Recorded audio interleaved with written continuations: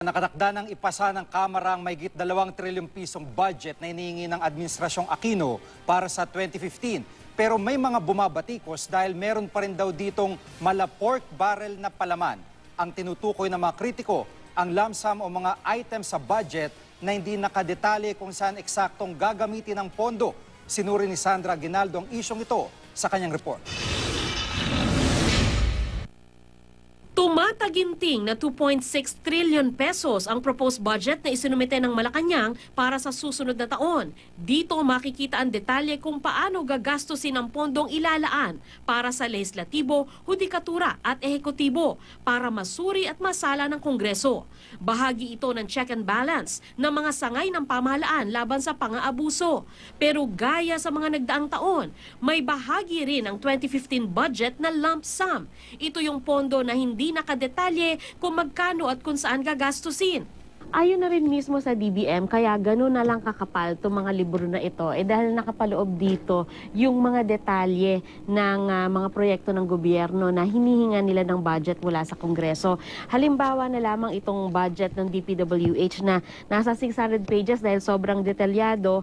Nakalagay talaga dito kung ano yung mga kalsada at mga tulay. Gaya halimbawa ng Marikina Infanta Road, Mindoro West Coastal Road, Puerto Princesa Road, na nakalagay din pati yung kanilang mga amount.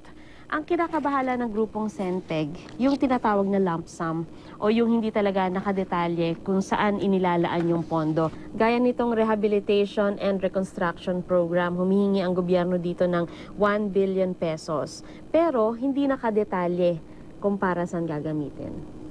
Sabi ng CENPEG o Center for People Empowerment in Governance, isang policy research group, nakababahala ang ganitong mga entry sa budget.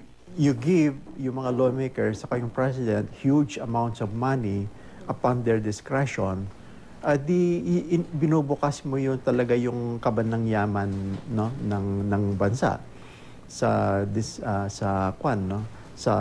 pagiging vulnerable sa corruption. Sa 2015, 48.1 billion pesos ang lump sum special purpose fund. Maaari lamang gastusin kung may pahintulot ng Pangulo, kaya ang tawag dito ng mga kritiko, pork barrel ng Pangulo. Nakapaloob dito ang calamity fund na panggasto sa panahon ng kalamidad at ang contingent fund na ginagamit sa new and urgent projects and activities. Ayon kay Budget Secretary Butch Abad, kahit sa ibang bansa raw merong lump sum sa kanilang budget. Mahirap daw kasing masabi sa simula pa lang kung saan at kung magkano eksakto gagamitin ang pondo. Halimbawa yung calamity fund. Kailangan maglaan ka ng pondo para kung may tumamang mga bagyo. Dito naman sa atin, siguradong may tatamang bagyo eh. Hindi mo lang alam kung kailan at kung gaano kalakas at kung saan tatama. Parang pareho yan sa contingency fund. Halimbawa, nagkagulo sa Syria.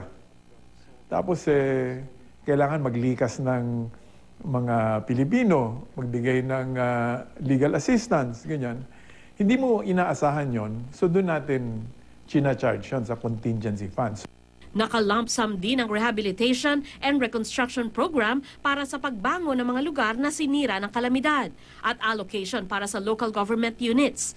Giit ng mga pumupuna kung nakadetalye sana antemano ang bawat pagkakagastusan at kung gaano kalaki ang pondo para dito, mas masasala ito ng Kongreso at hindi ito magagamit sa ibang bagay. Hindi rin magkakaroon ng puwang ang mga mambabatas na makialam kung saan mapupunta ang pondo pagkatapos maaprubahan ang pambansang budget.